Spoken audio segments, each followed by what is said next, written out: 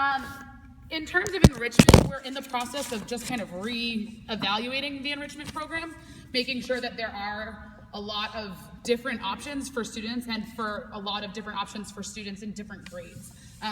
We've seen this year that programs like the basketball team and the Voice and the student newsletter and the book clubs are things that kids are really excited about.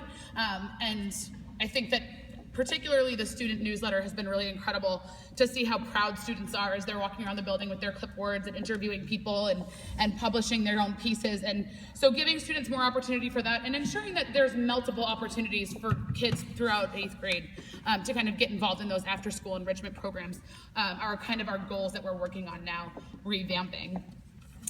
Yes? Is there a goal to move that enrichment responsibility of it to a staff position from a volunteer? In what way?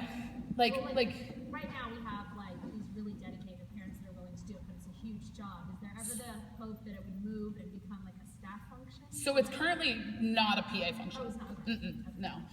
That kind of changed in the end of the fall, early winter. So that's kind of, and we're kind of working on different ways of doing things like what we did with the basketball team this year, that we were able to kind of add that on and make it so that then there was another day that someone up and through 8th grade could do something after school, whereas a lot of those younger grades were hit. And we found that we've had some gaps in that 3rd, 4th, and 5th grade age that, they have something to do on Monday and they have something to do on Wednesday, but they don't really have any opportunities on Tuesday and things like that. So Liz has been really helpful in terms of making me graphs and things that show exactly where the gaps are. So we're actively working on that and hoping to get that out in the next few weeks. And I think that none of these things that I'm kind of chatting about or brainstorming or presenting would be possible without the faculty, and I know I sound redundant with that, but I'm incredibly proud of the faculty and all that they've been able to accomplish this year. And I, as a leader, and I know Ms. Flaro feels the same, is that retaining these great teachers and making sure that they're feeling developed and supported and have the resources and have the environment that they need to do their jobs well is a high priority for me. I feel very strongly about trying to keep the stability of the great team that we have in place, and that's something that we will be maintaining in next year and in the years to come. On that vein, we're very excited because 2 years ago, again, we went from nothing to something. We now have a security guard full-time. We've been able to make a lot of security improvements in the school.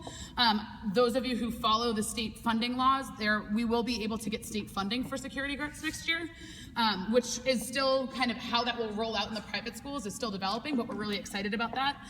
The doors will be done over the summer, and some of those security projects that we've been working on will be implemented for September. So we're excited about that, and excited that we can also say that we're kind of at the point where we are safe and we are secure and we have trained personnel that are in place to do what they need to do to make sure that our students are safe in the learning environment.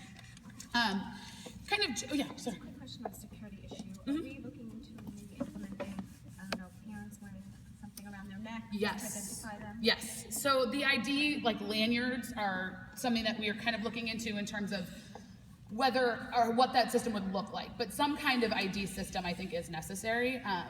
And I think that what the details of that will be, I'm still kind of working through.